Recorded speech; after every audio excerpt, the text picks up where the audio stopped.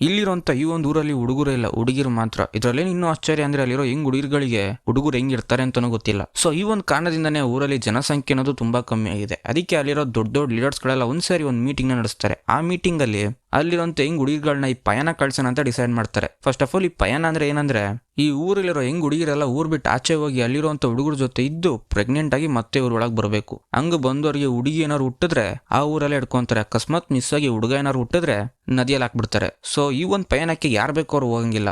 ಅದಕ್ಕೆ ಅಂತ ಬೇಕಾದಷ್ಟು ಟ್ರೈನಿಂಗ್ ಕೊಟ್ಟು ಅದ್ರಲ್ಲಿ ಯಾರು ಸೆಲೆಕ್ಟ್ ಆಗ್ತಾರೋ ಅವ್ರನ್ನ ಮಾತ್ರ ಈ ಪಯಣಕ್ಕೆ ಅಂತ ಕಳ್ಸೋದು. ಸೊ ಹಂಗ್ ಊರ್ ಬಿಟ್ಟು ಹೋದವ್ರು ಯಾರು ರೂಲ್ಸ್ ಅಂಡ್ ರೆಗ್ಯುಲೇಷನ್ಸ್ ನ ಫಾಲೋ ಮಾಡ್ಲಿಲ್ಲ ಅಂದ್ರೆ ಈ ಮರ ಕಟ್ಟಾಕಿ ಕಾಡು ಪ್ರಾಣಿಗಳು ಬಂದು ಸಾಯಿಸ್ಲಿ ಅಂತ ಹಂಗೆ ಬಿಟ್ಟು ಹೋಗ್ಬಿಡ್ತಾರೆ. ಸೊ ಹಿಂಗೆ ನೆಕ್ಸ್ಟ್ ದಿವಸ ಟ್ರೈನಿಂಗು ಸ್ಟಾರ್ಟ್ ಆಯ್ತು. ಅಲ್ಲಿರುವಂತ ಹುಡುಗರಿಗೆ ಹುಡುಗರು ಹೆಂಗಿರ್ತಾರೆ ಅಂತಾನೆ ಗೊತ್ತಿಲ್ವಲ್ಲ. ಸೊ ಆ ಒಂದು ಕಾರಣದಿಂದ ಹುಡುಗರು ಹಿಂಗೆ ಇರ್ತಾರೆ ಅಂತ ಒಂದು ಡ್ರಾಯಿಂಗ್ ಮೂಲಕ ಡ್ರಾ ಮಾಡಿ ತೋರಿಸ್ತಾ ಇದ್ದಾರೆ. ಸೊ ಅದನ್ನ ನಂತರ ಹುಡುಗರನ್ನ ನೋಡಿದ ತಕ್ಷಣ ಅವ್ರ ಜೊತೆ ಹಿಂಗ್ ನಡ್ಕೋಬೇಕು, ಅವ್ರನ್ನ ಹಿಂಗ್ ಅಟ್ರಾಕ್ಟ್ ಮಾಡಬೇಕು ಅಂತ ಎಲ್ಲಾದ್ನೂ ಹೇಳ್ಕೊಟ್ಟು ಅದನ್ನ ನಂತರ ಟೆಸ್ಟ್ ಇಟ್ರು. ಆ ಟೆಸ್ಟ್ ಅಲ್ಲಿ ಯಾರೆಲ್ಲ ಪಾಸ್ ಆದ್ರೆ ಅವ್ರನ್ನ ಮಾತ್ರ ಅವರಿಂದ ಆಚೆ ಕಳ್ಸಿದ್ರು. ಹಂಗ್ ಹೋದ್ರೆಲ್ಲ ಸ್ವಲ್ಪ ದಿವಸದಲ್ಲಿ ಅವ್ರವ್ರು ಒಂದೊಂದು ಹುಡುಗರುಗಳನ್ನ ಅಟ್ರಾಕ್ಟ್ ಮಾಡಿ ಪ್ರೆಗ್ನೆಂಟ್ ಆಗಿ ಮತ್ತೆ ಊರೊಳಗೆ ಬಂದ್ರು. ಹಿಂಗ್ ಬಂದವ್ರನ್ನೆಲ್ಲ ರಾಣಿ ಮರ್ಯಾದೆ ಕೊಟ್ಟು ಒಳಗೆ ಕರ್ಕೊಂತ ಇದ್ರೆ ಊರಿನ ಜನರೆಲ್ಲರೂ. ಸೊ ಆದ್ರೆ ಅದ್ರಲ್ಲಿ ಒಂದು ಹುಡುಗಿ ಮಾತ್ರ ಮತ್ತೆ ವಾಪಸ್ ಬರಲೇ ಇಲ್ಲ. ಸೊ ಯಾಕಂದ್ರೆ ಅವಳು ನೋಡಿದ ಒಂದು ಹುಡುಗನ ಕ್ಯಾರೆಕ್ಟರ್ ತುಂಬಾ ಇನ್ನೋಸೆಂಟ್ ಆಗಿದ್ದ ಕಾರಣದಿಂದ ಅವಳಿಗೆ ತುಂಬಾನೇ ಇಷ್ಟ ಆಗೋಗ್ಬಿಡ್ತು. ಆಗ ರಿಯಲೈಸ್ ಮಾಡ್ತಾ ಇದ್ದಾಳೆ, ಊರಲ್ಲಿ ಹೇಳ್ದಂಗೆ ಹುಡುಗರು ಅನ್ನೋದು ಬರೀ ಸೆಕ್ಸಿಗೆ ಮಾತ್ರ ಅಲ್ಲ, ಫೀಲಿಂಗ್ಸಿಗೂ ಅಂತ. ಸೊ ಆ ಕಾರಣದಿಂದಾನೇ ಆ ಒಂದು ಹುಡುಗನ ಇವಳು ಟ್ರೂ ಆಗಿ ಲವ್ ಮಾಡಕ್ ಸ್ಟಾರ್ಟ್ ಮಾಡ್ಬಿಟ್ಲು.